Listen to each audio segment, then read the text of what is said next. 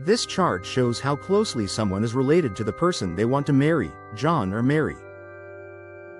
The people in the direct line, shown in the tall boxes, are parents, grandparents, children, and grandchildren. Those directly above or below a person on the family tree. The people in the collateral line, shown in the boxes to the sides, are relatives like brothers, sisters, cousins, aunts, and uncles. The numbers in the chart show the degree of relationship. For example, a niece is in the second degree of the collateral line, and a grandson is in the second degree of the direct line. Impediments to marriage are obstacles that make a marriage either invalid or unlawful. 1. Impediments are rules set by God or the church that, if broken, make a marriage either not real or not allowed.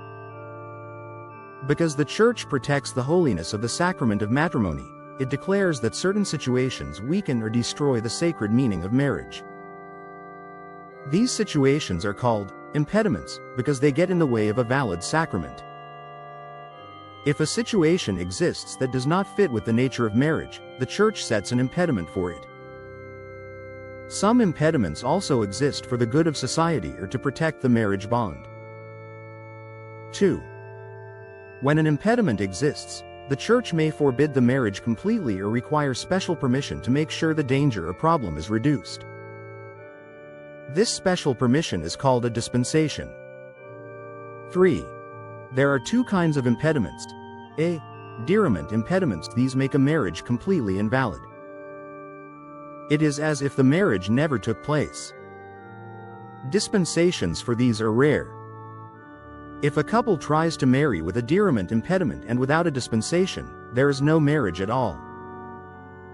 The invalid marriage must either be ended or the impediment removed through a dispensation so the couple can marry validly. If the marriage is ended, the people are free to marry others. B. Prohibitive impediments. These make a marriage unlawful but still valid. The couple is truly married, but they disobeyed church law. Such marriages cannot be undone. Prohibitive impediments are usually easy to get dispensed, but good Catholics should still try to follow church rules. The main deriment impediments, which make a marriage invalid, are 1. An existing marriage. Someone who is already married cannot marry again while the first spouse is alive. No dispensation is ever given for this. If a person remarries thinking a spouse is dead, they must leave the second spouse if the first is later found alive. 2. Coercion or force. Marriage must be freely chosen. If someone is kidnapped, threatened, pressured, or forced to marry, the marriage is invalid. Parents who pressure or force their children to marry commit a serious sin. However, if a person freely agrees to marry, even if they dislike the other person, the marriage is valid. 3. Lack of age.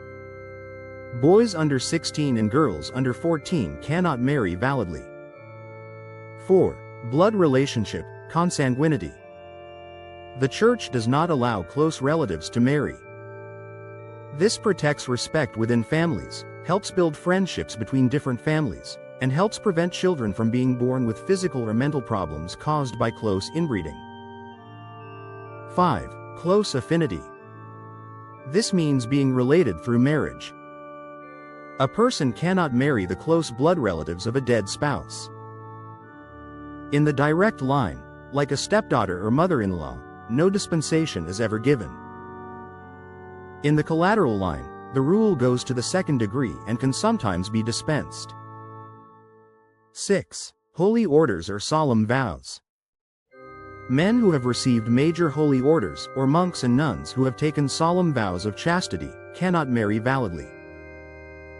7. Disparity of worship. This refers to marriage between a Catholic and someone who is not baptized. Without a dispensation, this marriage is invalid.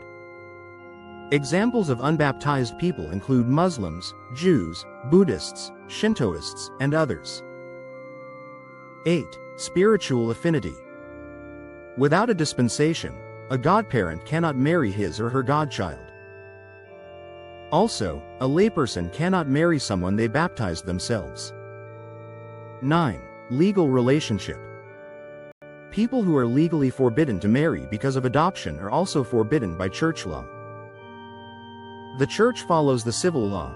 If the civil law makes the relationship invalid, so does the church. 10. Other impediments.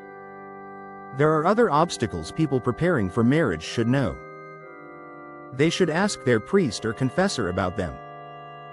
Some examples include crime, mistake about identity, permanent inability to complete a marriage, public propriety, mental incapacity, and marrying secretly without proper witnesses.